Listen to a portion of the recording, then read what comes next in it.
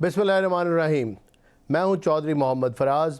आप देख रहे हैं एम स्पोर्ट्स की स्पेशल ट्रांसमिशन PSL 11 जीत का मैदान। नाजरीन, बड़े ज़बरदस्त मुकाबले जारी हैं। आज मैच हो रहा है कोयटा ग्लैडिएटर्स का और कराची किंग्स का। PSL की एक अपनी सेंस है, PSL का एक अपना जैसे मेला सजता है, क्रिकेट की एक जो जोश होता है वो पाकिस्तान में PSL का एक बड़ा ही मुनफरिद किस्म का जोश नज़र आता है। क्योंकि बाकी भी टूर्नामेंट्स होते हैं, जब वर्ल्ड कप होता है तो उसकी सेंस ज़रा फ़र्क होती है, लेकिन जब PSL होता है तो उसकी एक अलग तरह की आप फीलिंग जो है वो आपको आती है। तमाम ही शहर अपनी अपनी टीम्स को सपोर्ट करते हैं। तमाम पाकिस्तान इन खूबसूरत शहरों के नाम पे जो टीमें बनी हुई हैं उनके अंदर अपनी इन्वॉल्वमेंट शो करते हैं और वो जर्सीज़ पहनते हैं और एक समा सा बन जाता है। ज़ाहिर है आजकल हालात आपके सब के सामने हैं, वो कोई इतने अच्छे नहीं हैं। दुनिया में आपको पता है एक जंग का माहौल है, लेकिन इस माहौल में भी PSL की अपनी एक अहमियत है।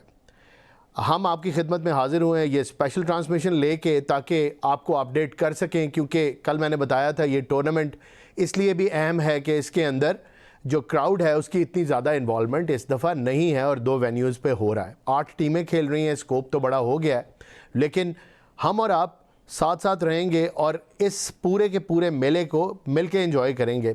लेकिन इन्जॉयमेंट इस पूरी क्रिकेट की देखने की हद में पूरी नहीं हो सकती, क्योंकि जब तक इसके ऊपर तज्ज़िए, तबसरे, कमेंट्स और वो क्रिकेट की अंदर की बातें आपके साथ हम शेयर ना करें, तब तक इसका मज़ा दोबारा नहीं होगा।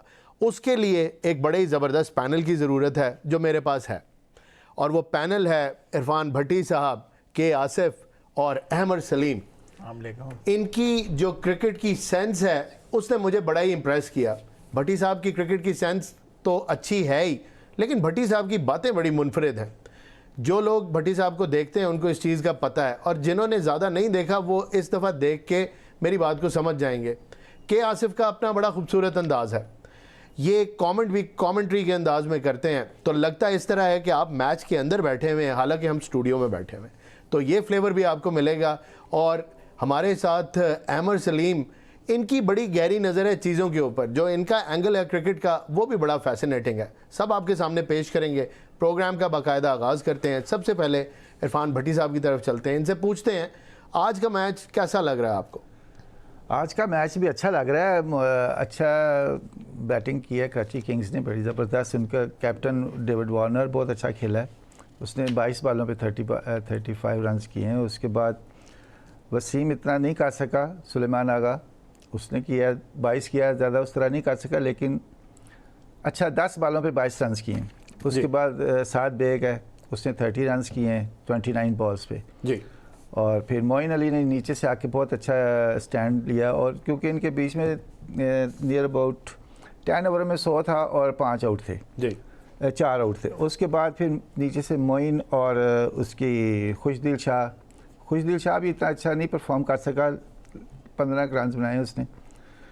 उसके बाद शायद अजीज़ ने स्टैंड दिया, लेकिन यह है कि मोइन अली बहुत अच्छा खेला, उसने बहुत अच्छा नीचे से स्टैंड दिया और 48 रन किए 29 बॉल्स पे जी। तो जिसकी वजह से स्कोर इतना अच्छा हो गया, टोटल अच्छा हो गया। एक विकेट भी गिर गया, इसके ऊपर भी बात कर लें भट्टी साहब।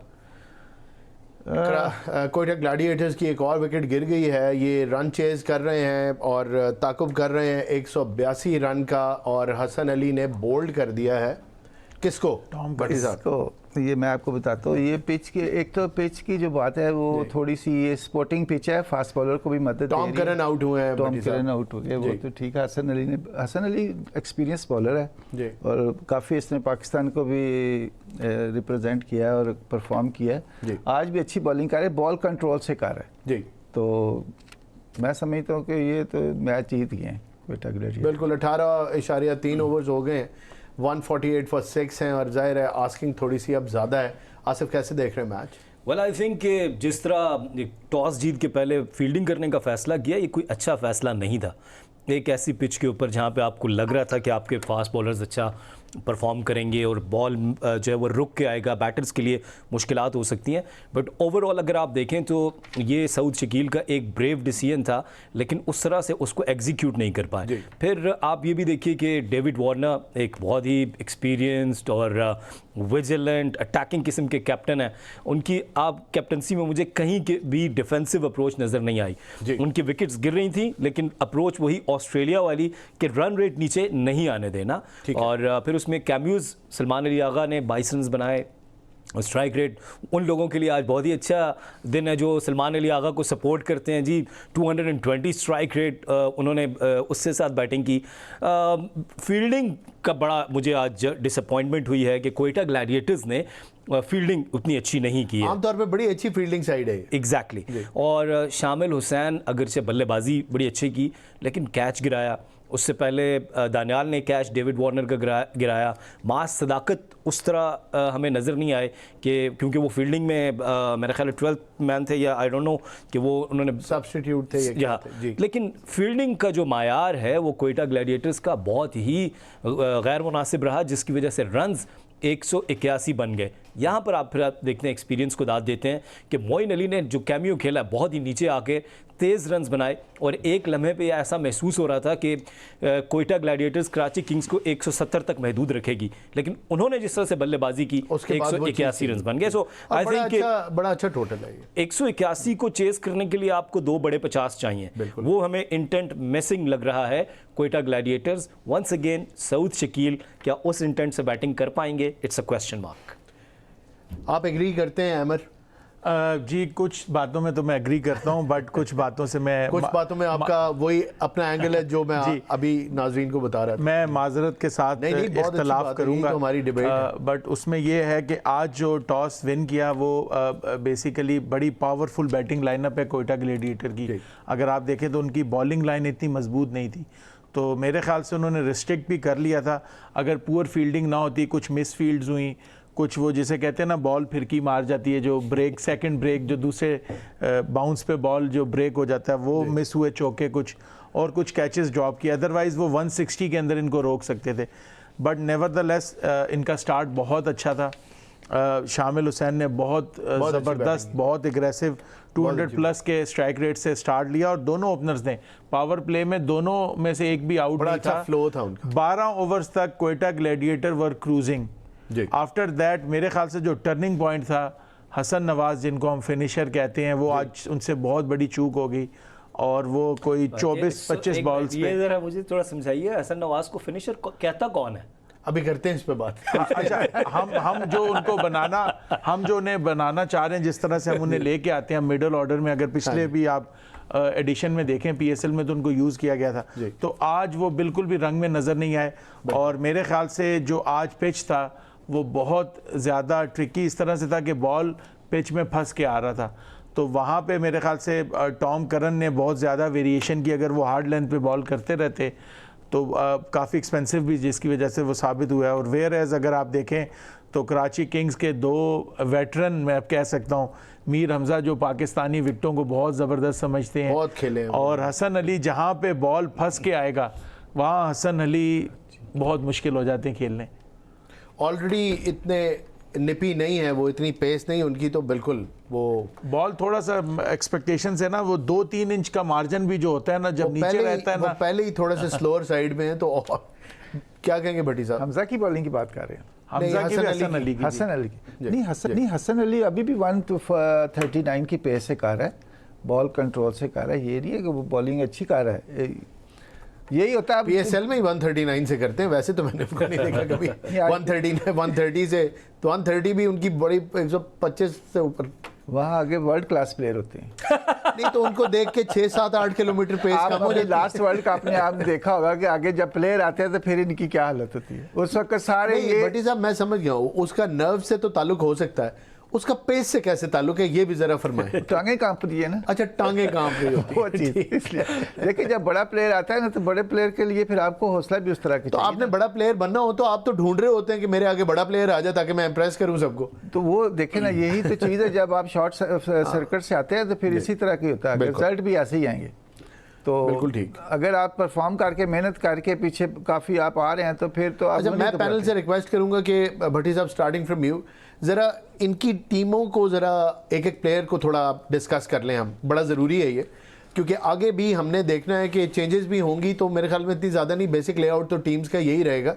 ज़रा इनको डिस्कस करें, पहले कराची किंग्स की साइड को अगर डिस्कस कर लें तो कैसे देखते हैं आप, कैसी कराची किंग बड़ी ज़बरदस्त साइड है, इनका कैप्टन भी ऑस्ट्रेलियन है और ये बहुत अग्रेसिव खेलता है। आपने देखा होगा पहले भी ऑस्ट्रेलिया की टीम से खेलता रहा, ओपनर भी था, तो पॉकेट डायनामाइट। बिल्कुल, ये बिल्कुल शिकस्त मारने वाला नहीं है। ठीक है, बड़ा मेंटली भी स्ट्रांग है और टीम को लड़ाना जानता है। ठीक है, आपको पता है ऑस्ट्रेलियन जितने हैं वो ऐसे ही खेलते हैं, वो स्लेजिंग भी करते हैं और बड़े टैक्टिक्स यूज़ करते हैं, और ये इस टीम में तो मुझे तो बैलेंस टीम नज़र आ रही है, और हमारे साहब का कैप्टन भी इसी टीम में है, नंबर 4 पे खेल रहे हैं। नाम भी ले लें भट्टी साहब साथ साथ, सलमान लियागा। बहुत अच्छी बात है, पूरी टीम आपने डिस्कस करनी है मेरे साथ। अच्छा, मोहम्मद वसीम है, इसका कोई इतना मुझे नहीं लगता। यूएई का बड़ा पावरफुल स्ट्राइकर है भट्टी साहब, और ये राउंड द वर्ल्ड जो है ना T10 T20 में बड़ा माना जाता है। वैसे हमारे मियां चन्नू से ताल्लुक है इसका। यूएई के जो पिचेस है ना वो थोड़ी डिफरेंट है, उधर और चीज़ है, ये यहाँ बॉल देखें। चले, ये तो उनके लिए पिक हो रहे हैं प्लेयर, तो एक आधा प्लेयर कोई नहीं। भट्टी साहब से शनासाई मोहम्मद वसीम की इतनी नहीं है, हाँ जी। तो मैंने इसीलिए सवाल भट्टी साहब से किया था, ताकि भट्टी साहब, कल मैंने आपको कहा था कि आपने टीमों को पढ़ के आना है, इसलिए नहीं, टीम में तो पढ़ी है पर उनका बैकग्राउंड कोई बात नहीं, पेपर आपके हाथ में है। कोई जिसका बैकग्राउंड नहीं पता आपको अहमद सलीम बताएंगे। आसिफ भी है जी, आसिफ मेरे से भी ज्यादा। नहीं, आसिफ अगली टीम का बताएंगे, इस टीम का अहमद आप बताएंगे। ठीक है, उसके बाद तो हमने वहां रखे हुए ना कि जहाँ सारे ही फंस जाएंगे वहां ये बता देंगे, इनको सबका ही पता है, सबका ही। हाँ, इनको सबका पता है, क्योंकि ये तो माशाल्लाह बड़ी इनके पास बड़ी अच्छी नज़र, बड़ी अच्छी मेमोरी, वेरी गुड स्टडी। और मैं बहुत इंप्रेस होता हूँ जब भी इनसे बात करता हूँ, जो बैक एंड पे नॉलेज है, जितना कोई प्लेयर खेला है, क्या प्रोफाइल है, खास तौर पे Pakistani player, not just confined to the Pakistani player, सबका ही इनको पता है। मैच भी ख़त्म हो गया, इस पर भी कमेंट लेंगे। भट्टी साहब आपसे ब्रेक लेते हैं और बताएं जी मैच कैसा गया। मैंने कल प्रिडिक्ट किया था कि कराची किंग्स जो है वो क्वेटा ग्लैडिएटर्स को शिकस्त देगी, और उसकी वजह यही है कि आप भी अभी देखें कि क्वेटा ग्लैडिएटर्स की टीम की वो अग्रेसिव अप्रोच नहीं है। इधर हमें एक चीज़ ज़रूर डिस्कस करनी है कि after long time of 8 years of Sarfaraz with Quetta Gladiators, जब वो इस टीम से चले गए हैं और वो जब टीम के साथ थे तो टीम का क्या मोमेंटम था, और still he is a mentor, but of बड़ा अच्छा मोमेंटम था जी। क्वेटा ग्लैडिएटर्स को हमने देखा, और स्पेशली जब PSL UAE में हो रही थी जी, तो क्वेटा ग्लैडिएटर्स बहुत अच्छा परफॉर्म कर रही थी, प्लेऑफ्स में जा रहे थे, सेमीफाइनल में जा रहे थे, फाइनल खेल रहे थे। तो क्वेटा ग्लैडिएटर्स से गलतियां हुई हैं, और जिस तरह अमर ने कहा कि जी टॉस जीतकर पहले फील्डिंग करने का फैसला दुरुस्त था, तो मेरा ख्याल है पहला मैच था, आप अपनी टीम के ऊपर कोई प्रेशर ना डालते, रिलैक्स होकर चले जाते। सिनेरियोज जो आपको प्रेसिंग सिनेरियोज नहीं है, वो आप कई दफा अपना ऑड सिनेरियो भी ट्राई करके देख लेते हैं। एग्जैक्टली, फर्स्ट गेम है, so I respect his opinion, but मैं अगर कैप्टन होता क्वेटा ग्लैडिएटर्स का तो मैं अपने बल्लेबाजों को मुश्किल में ना डालता, क्योंकि जब आपने 170 भी चेज करना है ना, तो वो चेज करना है, उसमें आपको ऊपर कहीं ना कहीं प्रेशर आएगा। पर considering Mir Hamza, considering Hasan Ali, Adam Zampa, it's not easy कि आप उनको स्ट्राइक करने के लिए जाएंगे। सो क्वेटा ग्लैडिएटर्स ने अच्छा मैच खेला, लेकिन बेहतरीन कराची किंग्स खेली है। कराची किंग्स के जो कैमियोज हैं उससे हम कराची किंग्स को बहुत फ़ायदा मिला है। और एक चीज़ जो मैं अपने देखने वालों को, नौजवानों को यहाँ पर कहना चाहूँगा कि T20 क्रिकेट में भी पार्टनरशिप्स कितनी इंपॉर्टेंट है, ये आज कराची किंग्स की बैटिंग बहुत अच्छी बात की आपने। अहमद बताएं। मुझे जी कल लाहौर कलंदर की टीम इतनी बैलेंस नहीं लगी थी, वेयर एज मुझे इशारा किया 5 ओपनर खिला दिए जी, और आज मुझे कराची की टीम बड़ी बैलेंस लगी, और बेंच स्ट्रेंथ भी बहुत अच्छी है। अभी आप देखेंगे आज इन्होंने वसीम को मौका दिया, मेरे ख्याल से इसलिए कि UAE की और पाकिस्तान की पिचेस एक जैसी होती हैं, वरना रीज़ा हेंड्रिक्स भी इनके पास बड़े बड़े कॉम्पैक्ट किस्म के प्लेयर हैं, वो बाहर हैं। अभी आप देखें बॉलिंग में इनके पास अब्बास अफरीदी हैं, अभी एडम जैम्पा नहीं खेले हैं जी, तो एडम जैम्पा खेलें, कराची के लिए खेलें एडम जैम्पा, आज खेलें क्या? जी, अभी बॉलिंग भी की एडम जैम्पा ने, बॉलिंग भी की है, बिल्कुल। तो बहुत ज़्यादा आपको इनकी चूक से गए यार। नहीं मैं असल में मैंने अभी स्कोर कार्ड ये वाला देखा नहीं था, बट अब्बास लेकिन ये आफरीदी एडम जम्पा आपकी नज़रों से बच के, मुझे तो हैरत हो रही है ये कैसे हो गया।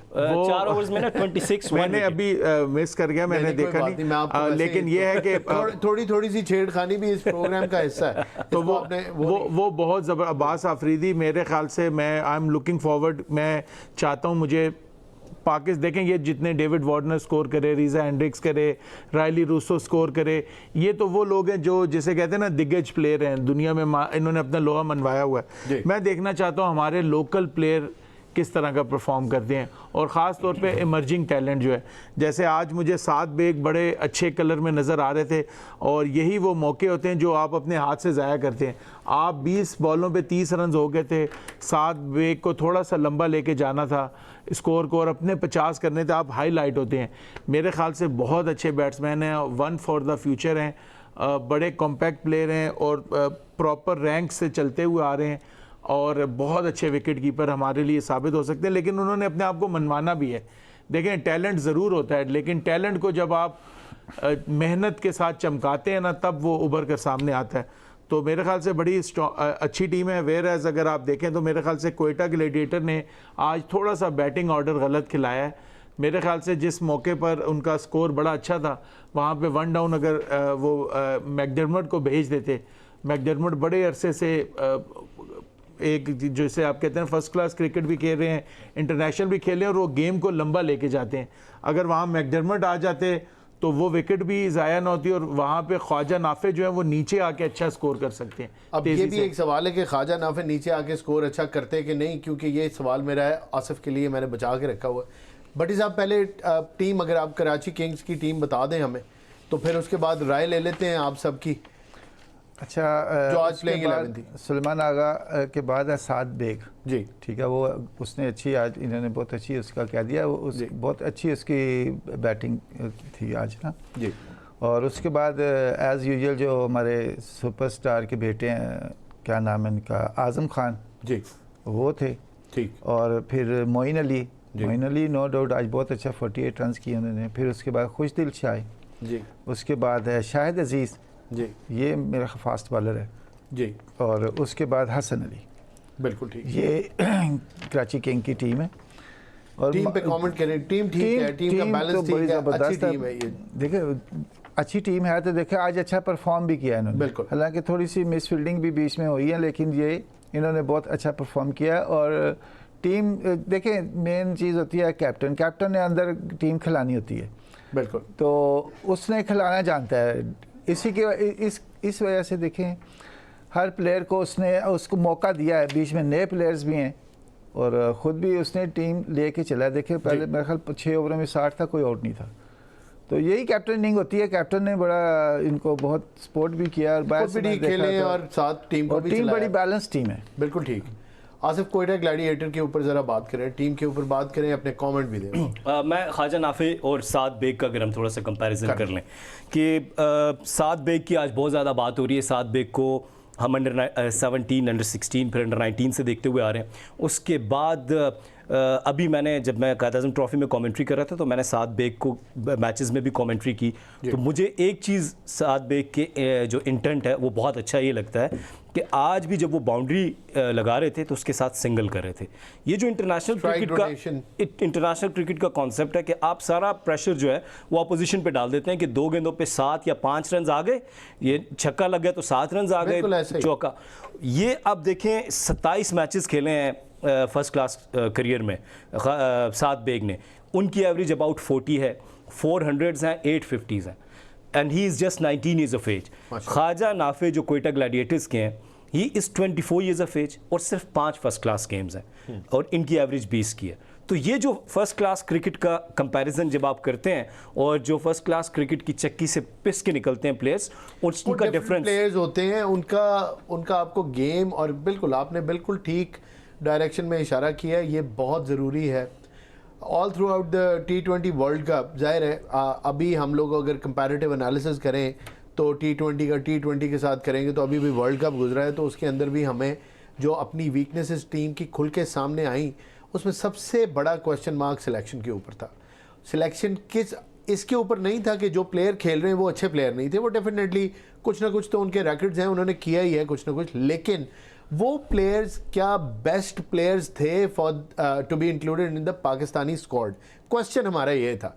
उसके ऊपर जब हमने डिबेट की तो पता चला कि उनसे बेहतर ऑप्शंस पाकिस्तान के पास मौजूद थी, तो उनको क्यों खिलाया नहीं गया? अगला सवाल फिर ये था। इसके ऊपर बड़ी लंबी डिबेट चली और हमारा रिजल्ट चेंज नहीं होगा क्रिकेट के टूर्नामेंट्स में, ये तो हमारा अपना टूर्नामेंट है, इसके अंदर तो हम ही विनर्स हैं, कोई भी टीम जीतेगी पाकिस्तान ही जीतेगा, ये एडवांटेज है पीएसएल का। और इसीलिए लोग बड़े शगफ से और बड़ी खुशी से ये टूर्नामेंट देखते हैं, क्योंकि इसमें लूजर्स कोई है नहीं। तो हैविंग सेड दिस, ये प्रेपरेशन भी एट द सेम टाइम बड़े टूर्नामेंट्स की, जो आपने आगे जिसमें अपना झंडा लेके चलना होता है, फ्लैग बेयर करना होता है, पाकिस्तान के लिए खेलना होता है, तो उसके अंदर अगर आप वो मिस्टेक्स बार बार रिपीट करेंगे तो रिजल्ट नहीं चेंज होगा। इस पे बात करें। बिल्कुल आप दुरुस्त कह रहे हैं कि पीएसएल में एक प्लेयर बहुत अच्छा परफॉर्म कर ले, लेकिन उसने फर्स्ट क्लास क्रिकेट खेली ही नहीं है, उसने अपने टेम्परामेंट पे काम नहीं किया, टेक्निक पे काम नहीं किया। इसकी एक मिसाल आज हम आज़म खान की वंस अगेन ले लेते हैं। और आज़म खान के ऊपर जब हम कल उनकी डिस्कशन कर रहे थे तो हम ये कह रहे थे कि जो उनकी फिटनेस है, that is the big question mark. Once again he came up with bulky body, उस तरह आप परफॉर्म नहीं कर पाएंगे, क्योंकि जब इंटरनेशनल क्रिकेट में आप जाते हैं तो आपका जो मुकाबला है वो उन एथलीट के साथ होता है जहां पर जसप्रीत बुमराह जैसे एथलीट हैं, जहां पर मिचेल स्टार्क जैसे एथलीट हैं, जहां पर जोफ्रा आर्चर जैसे फास्ट बॉलर्स हैं। तो आपने उनका मुकाबला करना है, तो फिर सॉरी टू से आज़म खान साहब स्टिल उसके लिए क्वालिफाई नहीं करते। जब भी हम डोमेस्टिक क्रिकेट के ऊपर निगाह दौड़ाएंगे तो हमें एक दुख ज़रूर होगा कि पाकिस्तान क्रिकेट बोर्ड की वो तवानाइयाँ जो हमें पीएसएल में नज़र आती हैं वो डोमेस्टिक क्रिकेट में नज़र नहीं आती, जिसकी वजह से हमारी क्रिकेट जवाल का शिकार है। बड़ा अच्छा पॉइंट आपने किया। अमर, क्या कहेंगे आप? जी, मैं बड़ी ज़बरदस्त, क्योंकि डोमेस्टिक को फॉलो भी करते हैं आसिफ, मेरी अपने जो जितने भी हमारे पीसीबी के करता धरता है उनसे रिक्वेस्ट है, हमारे फ्रेंचाइज जो मालिकान हैं उनसे रिक्वेस्ट है कि खुदारा आप ये जो हेरी फेरी शॉट्स और रील्स के ऊपर जो लड़के ज़रा मशहूर हो जाते हैं, आप उसकी मशहूरी के लिए, जिसे आप कहते हैं कि आप वो लड़के रख लेते हैं अपनी टीम्स में, आप देखें, आप ख़ुद सिलेक्शन जो करें आपकी वो क्रिकेटिंग लोग हों जो पसंद करें, ना कि मार्केटिंग वाले, ना कि कोई इस तरह के लोग जो चीज़ों की मार्केट करना चाहते हैं। आपकी पहली जो क्राइटेरिया होना चाहिए वो ये होना चाहिए कि आपकी गेम अवेयरनेस कितनी है, आपका स्किल सेट कैसा है, आपकी फ़िटनेस कैसी है, ना कि आप एक दिखने में कैसे हैं, आपकी लुक्स कैसी हैं, आप बोलते कैसे हैं, आप कपड़े कैसे पहनते हैं, आप एनके कैसी पहनते हैं, वो सेकेंडरी चीज़ें हैं। प्राइमरी जो आपका फोकस होना चाहिए, हमारे में बहुत सारे ऐसे प्लेयर हैं डोमेस्टिक के जो बहुत ज़बरदस्त परफॉर्म करते हैं लेकिन उनको मौका नहीं मिलता। वेयर एज जो आजकल के थोड़े से टेक्नोलॉजीज़ को जानते हैं, ज़रा सोशल मीडिया को समझते हैं लोग, ये गिमिक्स जो नए बच्चे कुछ ऐसे हैं होते हैं, जैसे हमारे दौर में भी होते थे, कुछ लोग ज़रा सादे होते थे, हर जगह पे। ये खाली क्रिकेट में नहीं है, ये बॉक्सिंग में भी है, ये और भी जितनी स्पोर्ट्स हैं उसके अंदर इस टूल को यूज़ किया जा रहा है। बट इससे आप नज़रों में तो शायद अपने आप को लेके आ सकते हैं वक्ती तौर पे, ये बुरा भी नहीं है, लेकिन प्रॉब्लम ये है कि काम सिलेक्टर्स का अगर वो पूरे तरीके से करें तो ये जितनी मर्ज़ी गिमिक्स दिखा लें, जितनी मर्ज़ी टिकटॉक वीडियोस बना लें, जितना मर्ज़ी अपने आप को प्रमोट कर लें, मैं अपने आप को प्रमोट करूं, आप करें, ये हमारा राइट है। हाँ, हम उस मेरिट के ऊपर पूरे उतरते हैं कि नहीं, ये फैसला उसने करना है जो सिलेक्शन कमेटी के अंदर बैठा हुआ। फराज भाई, एक चीज़ और है जो हमारे में अनफॉर्चुनेटली काफ़ी अरसे से हम देख रहे हैं, आसिफ भी इस पर शायद मुझे सेकंड करेंगे, कि हम यूँ टीम्स बनाते हैं, यूँ स्टैट उठाते हैं, ये 5 के टॉप प्लेयर हैं, आप ये नहीं देखते कि फ़र्ज़ करें ये 5 जो टॉप स्कोरर थे, इनके मैच किस विकेट्स पे हुए, मैच की सिचुएशन क्या थी, सामने बॉलिंग लाइन, ये जो टीम्स बनती हैं ये ग्राउंड में समटाइम्स ऐसा होता है कि एक बंदे ने 50 किया होता है, वो इतने मुश्किल सिचुएशन में, इतनी मुश्किल विकेट पे उसने 50 किया होता है कि सामने 4 इंटरनेशनल क्रिकेटर खेल रहे थे डोमेस्टिक मैच में, और एक बंदे ने 150 किया होता है जिसमें सारे बच्चे खेल रहे थे, कोई इंटरनेशनल बॉलर नहीं था, सीधी विकेट थी, फटा विकेट थी, एक टीम ने 500 रन बनाए, दूसरी ने 600 बनाए और मैच ड्रॉ हो गया। आपकी बात मैं पार्शली एग्री करता हूँ, थोड़ा सा नहीं, और क्यों नहीं करता ये मैं आपको बताता हूँ। पहले भट्टी साहब का कमेंट ले लेते हैं। भट्टी साहब, सिलेक्शन देखें, जो मेन चीज़ ही आपकी सिलेक्शन है, सिलेक्शन क्राइटेरिया ही कोई नहीं है। अभी आप देखें सिलेक्शन, इन्होंने टीमें बनाई है, इन्होंने अपनी लाइकिंग डिसलाइकिंग पे टीमें बनाई है। बिल्कुल, कभी फलां मुल्क कंट्री का ये फ्रेंचाइज क्रिकेट में तो आपको ये फ्रीडम हासिल है जी। देखें, एक at the end of the day आपने पैसा लगाना है टीम की डेवलपमेंट पे, आपने टीम को चलाना है, it is all about big money, और फिर आपने अपनी एक टीम इंट्रोड्यूस करवानी है, और उसके जीतने या हारने का सबसे ज़्यादा नुकसान टीम ओनर को होता है। बिल्कुल, फ़ायदा भी और नुकसान भी। तो अगर वो ये रिस्क लेना चाहते हैं कि एक हल्का प्लेयर खिला दें तो सो बी इट, लेकिन हम बात कर रहे हैं पाकिस्तान की क्रिकेट टीम की सिलेक्शन की, और इस टूर्नामेंट को एक स्टेपिंग उसके स्टोन के तौर पे ले रहे हैं कि यहाँ से ये वो प्लेटफॉर्म है जिससे हाईलाइट होके प्लेयर आपके आगे आते हैं, क्योंकि जाहिर है इतना बड़ा एक डोमेस्टिक टूर्नामेंट एक सर्टेन फॉर्मेट का हो रहा होता है, तो वहाँ से फिर आपके प्लेयर्स भी निकलते हैं। तो उस सिलसिले में देखें, हमें ये नहीं देखना कि हल्का प्लेयर उठा लिया ये तो चलें, उनकी मर्जी है। क्या यही क्राइटेरिया नेशनल टीम की सिलेक्शन में भी फॉलो होना चाहिए? ये आदत बन जाती है ना आपकी कि आप एक कंपनसेट कर लेते हैं कि हाँ चलें ये वहाँ पे भी खेला तो ये यहाँ पे भी खेल ले। वहाँ ज़रा क्राइटेरिया फ़र्क होना चाहिए, दोनों चीज़ों में फ़र्क होना चाहिए। देखिए, पहली चीज़ है हमारी कंट्री में जो हमारा डोमेस्टिक क्रिकेट होती है, इसमें तो एक टूर्नामेंट वनडे होता है और T20 होता है बस, या ये हो रहा है। मैं समझता इसमें अगर जो हमारा नेशनल T20 कप होता है ना, उसमें ये अगर फेयर सिलेक्शन करके फेयर लड़के जो रीजन्स के आते हैं या डिपार्टमेंट से आते हैं, डिपार्टमेंट्स के भी टूर्नामेंट होते हैं, उनमें से जिन लड़कों की परफॉर्मेंस है, ये लाजमी नहीं है कि आप 20 लड़के ही रखें, आप 40 रख लें, 60 रख लें जिनमें आपको टैलेंट नज़र आता है, फिर उनमें से उनको रिफ़ाइन करके तो आप 2 टीमें बना लें, ABC 3 बना लें, इनको थ्रू द ईयर खिलाते रहें। आपको 1-2 साल के बाद इनमें से अगर हर साल अगर आपको 1 या 2 प्लेयर वर्ल्ड लेवल के मिल जाते हैं तो फिर आपको और क्या चाहिए।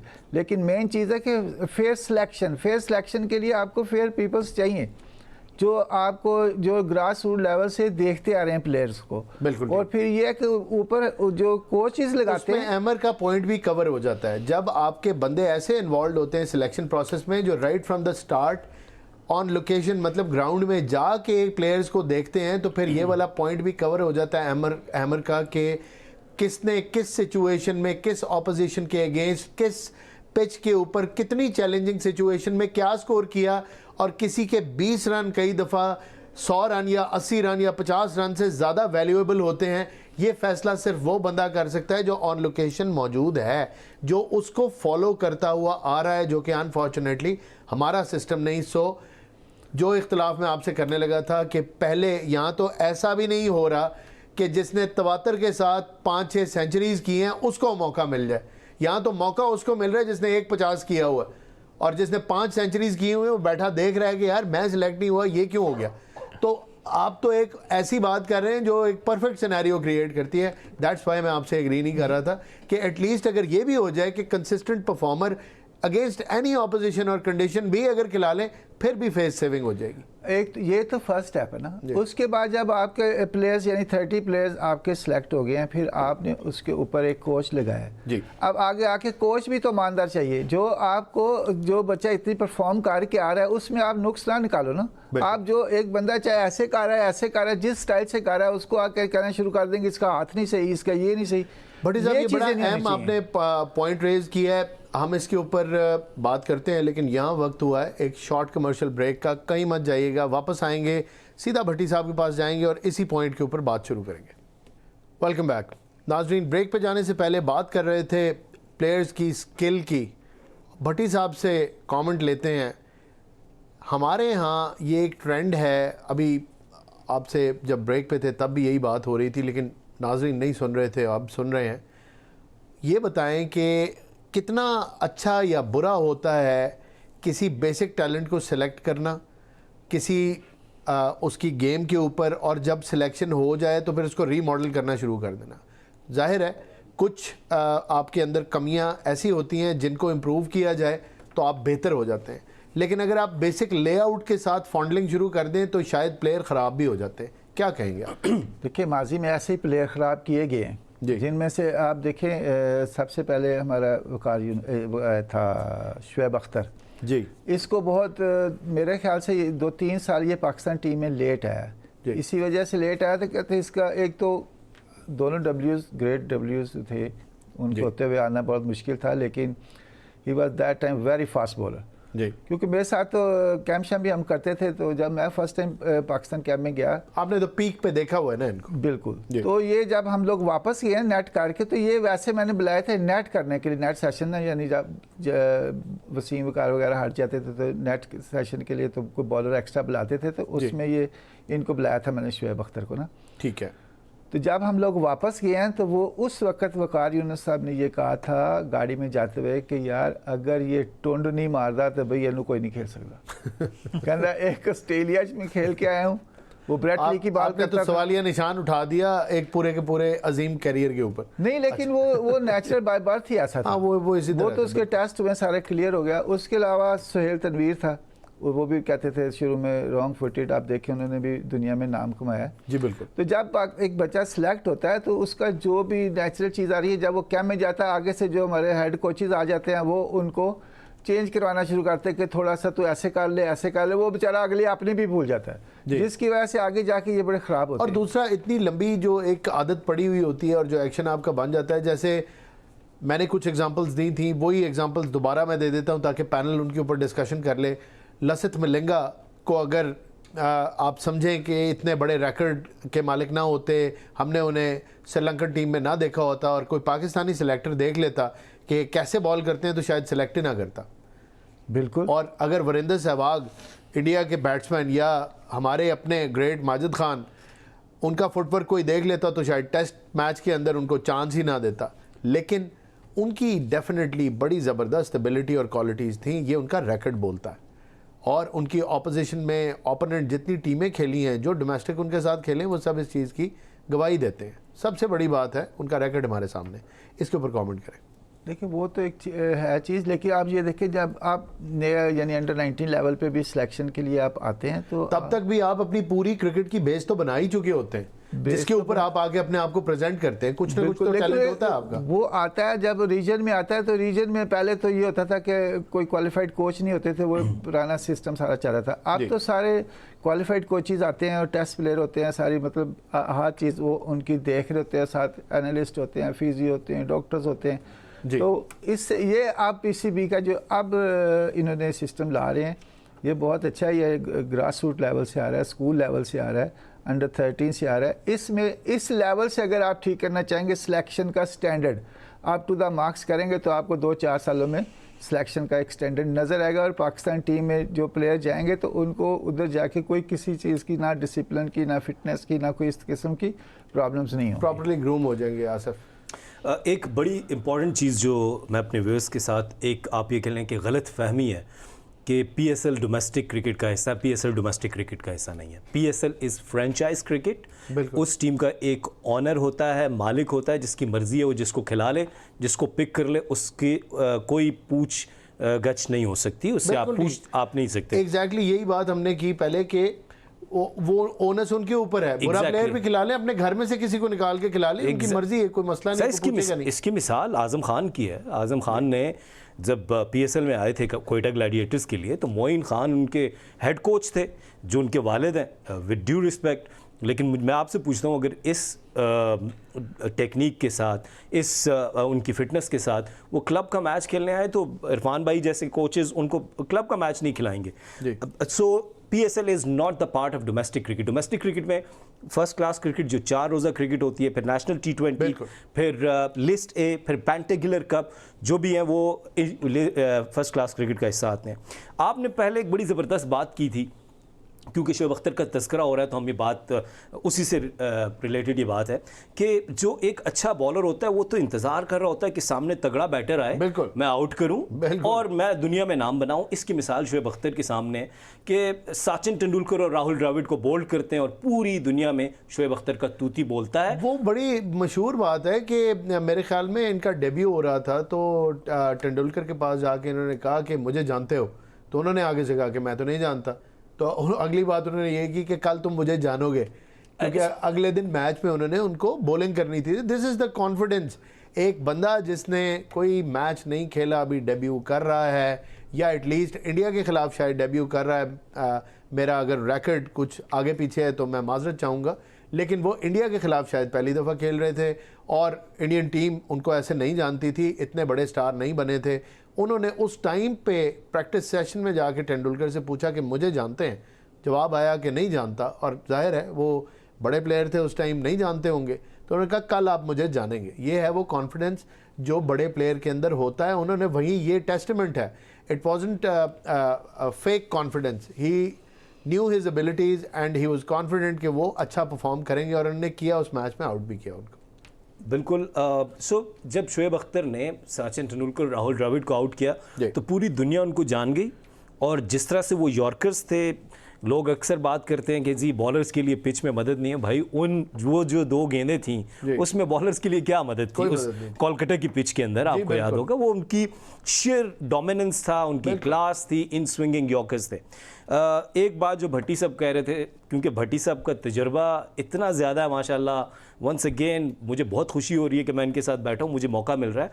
बिल्कुल दुरुस्त कह रहे हैं कि कई दफ़ा कोचेज़ जो हैं वो आपका सारा कॉन्फिडेंस जो आसमान पे गया होता है उसे धड़ाम नीचे, बिल्कुल नीचे गिरा देते हैं। और आपने कितनी खूबसूरत मिसाल दी वीरेंद्र सहवाग की, आप बात कर रहे थे, आप बात कर रहे थे दूसरे खिलाड़ियों की। अगर वीरेंद्र सहवाग को हमारे कोई कोच देख लेते तो कहते बस ठीक है, इसको क्लब क्रिकेट खिलाएं और उसको थैंक यू वेरी मच कह दें, जो इंडिया के लिए अजीम बैटर बन के सामने आए। सो कोचेस के ऊपर जिम्मेदारी, मैं विदाउट कोटिंग एनी नेम क्योंकि सोर्स ने खबर दी है, वकार यूनुस जब हेड कोच थे तो एक फास्ट बॉलर ने एक हमारे दोस्त को बताया कि वकार यूनुस ने कभी आकर मुझे ये भी नहीं बताया कि अगर रिवर्स स्विंग करनी है तो बॉल यूँ पकड़ना है। वो नेट में ज़रूर खड़े होते थे, जोर ला दो, एंज कर दो, लेकिन कभी उन्होंने आके कोई टेक्निक उनको नहीं बताई कि आप क्या करेंगे। सॉरी साहब, आप बता देते थे टेक्निक, फिर मैं अमर की तरफ आऊँगा। सबसे पहली बात, मुझे 2-3 घंटे खड़े करके वकार यूनुस खुद पूछता था कि तुम आउट स्विंग कैसे करते हो। उस वक्त सिर्फ इन स्विंग उसका होता था। आप देखें पुराने इनके मैचेस देखें जी, देखिए टेक्निक तो आप उस वक्त जब ये लोग आए थे तो इमरान खान की उस पे आए थे तो नो डाउट के टैलेंट था, बहुत तेज, यकीनन उनके ग्रेट होने में किसी को कोई शक नहीं। लेकिन इन लोगों ने फिर बाद में बहुत मेहनत की है, 4-4 5-5 घंटे ग्राउंड में इन्होंने नया बॉल किया, पुराना बॉल किया, टैलेंट में, इनके रिकॉर्ड में कोई शक नहीं है। ये बात कोई और कर रहे हैं। वो जो बात कर रहे हैं ना, वो ये सब जो जितने हमारे वो 92 वर्ल्ड कप के प्लेयर्स हैं ना, ये असल में खराबी ज़्यादातर मैं समझता हूँ कि वो ही कर रहे हैं। हाँ, इस थ्योरी के ऊपर भी बात करेंगे क्योंकि खैर अभी नहीं करेंगे, अभी हमारे बड़े मैच है, बहुत मैच पड़े। जब हम कहीं फंस जाएंगे और हमारे पास इंफॉर्मेशन कम होगी तब इसके ऊपर बात करेंगे। अमर कुछ देखें, मैं तो ये कहना चाहूँगा कि जो कोचिंग होती है ना, वो आप थोड़ी सी ट्विकिंग कर सकते हैं, जो बेसिक कॉन्सेप्ट होता है ना। अब मैं अगर हमारे पास रीमॉडल नहीं कर सकते आप भट्टी साहब के सामने, तो अगर हम फास्ट बॉलिंग की कोई टेक्निकल बात करेंगे तो वो क्या कहते हैं, सूरज को चिराग दिखाने के मुतरादिफ है, और वो भी मैं अगर, लेकिन फिर भी मैं आपकी इजाज़त से, देखें ज़्यादा से ज़्यादा फास्ट बॉलर को क्या आप कर सकते हैं कि जी आपकी अगर आपकी ये लॉक नहीं हो रही, ये आपकी बॉल डाइवर रिस्ट लॉक नहीं होती, आप इस पे काम कर सकते हैं। मेरे सामने आप सब ने देखा है कि अनवर अली एक इतना ज़बरदस्त टैलेंट आया था हमारे पास, मतलब जिसे कहते हैं गज गज की स्विंग वो करता था, इन स्विंग, और वो आपने एक मैं नाम नहीं लूंगा खत्म हो गई थी सीधी 140 प्लस पे वो बॉल करता था जब वो 18 साल का था। उसके बाद जब आप इंटरनेशनल क्रिकेट में आते हैं, आपके मसल्स बनते हैं और 5-7 केस जो है ना आपके बढ़ते हैं इंटरनेशनल जब आप अरीना में आते हैं, क्योंकि पहले बच्चों की वो फिटनेस नहीं होती, वो खुराक नहीं होती, वो डाइट नहीं होती और वो चीज़ें नहीं होती। बट वो अनफॉर्चुनेटली वो 125-26 का बॉलर रह गया, उसका और एक हल्की सी उसकी इंजरी हुई। आप उसका बायोमैकेनिक्स करते, उसको इम्प्रूव करते, उसका जो मसल वीक था, देखें आप अब तो बायोमैकेनिक्स पे बात होती है, आपका जो मसल बार बार इंजरी प्रोन होता है, आप उस मसल को वीक करते हैं। मैं अक्सर लोगों को एक बात बताता हूं कि मैथ्यू एडन का किस्सा मैं बता दूं। मैथ्यू एडन पहले एक दफ़ा टीम में आए थे और वो फेल हो गए थे। उनकी बॉडी का स्ट्रक्चर बहुत ह्यूज था और वो बैलेंस नहीं था। उनकी एक थाई में उन्होंने बायोमैकेनिक्स पूरा काम किया और उसमें एक्स्ट्रा प्रोटीन डाल के उनकी एक थाई जो है वो स्ट्रॉन्ग की। एक टांग उनकी वीक होती जिसकी वजह से उनका बैलेंस नहीं बनता था और वो उसके बाद दोबारा टीम में आए। आप देखें वो इस कदर काम करते हैं, ना कि आप अगर एक एक्शन से बॉल कर रहे हैं, बचपन से पैदा हुए हैं और आप कहेंगे ये एक्शन छोड़ के आप एक बंदा स्लिंगी एक्शन से बॉल कर रहा है उसको आप कहें हाई आर्म कर दे, या हाई आर्म से कर रहा है उसे लो कर दे, तो ऐसे नहीं हो सकता। जहाँ वकार यूनस की बात की, वो खुद ट्वीट करते थे। वकार यूनस कहते हैं कि जब मैं नए बॉल से बॉल करता था वो भी बहुत ज़्यादा हाई आर्म नहीं था, वो यहाँ से करते थे, और जैसे ही वो कहते हैं बॉल रिवर्स होता था मैं थोड़ा सा यहाँ ले आता था।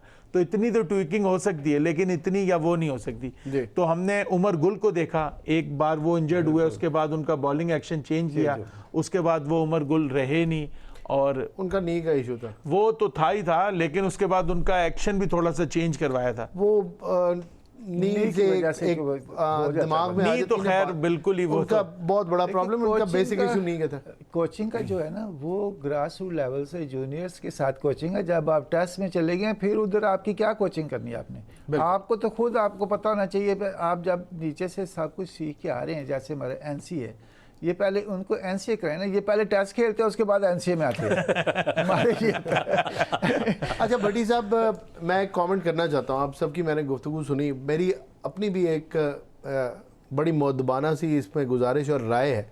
वो ये है कि जितने ग्रेट्स जो बॉलिंग में मैं बात कर रहा हूँ, जो गोल्डन एरा था बॉलिंग का, वेस्ट इंडीज़ का जिक्र करूँगा, उस ज़माने में कौन सी बायोमैकेनिक्स होती थी, क्या होता था? उस ज़माने में भी बड़े बड़े वियर्ड एक्शन थे बॉलर्स के, कुछ के बहुत अच्छे और बड़े बुकिश किस्म के एक्शन थे, और कुछ के बड़े अजीब व गरीब एक्शन थे, लेकिन आपने रिजल्ट देखना होता है, इलीगल डिलीवरी नहीं होनी चाहिए। बहरहाल यहाँ वक्त हुआ एक ब्रेक का, ब्रेक के बाद वापस आएंगे तो ट्रांसमिशन के दूसरे हिस्से में चले जाएंगे जो हमारे एम न्यूज़ के ऊपर भी चलेगी और एम स्पोर्ट्स पे भी चलेगी। तब तक के लिए आप हमारे साथ ही रहें, वापस आते हैं तो दोबारा गुफ्तगू का सिलसिला जारी रखेंगे।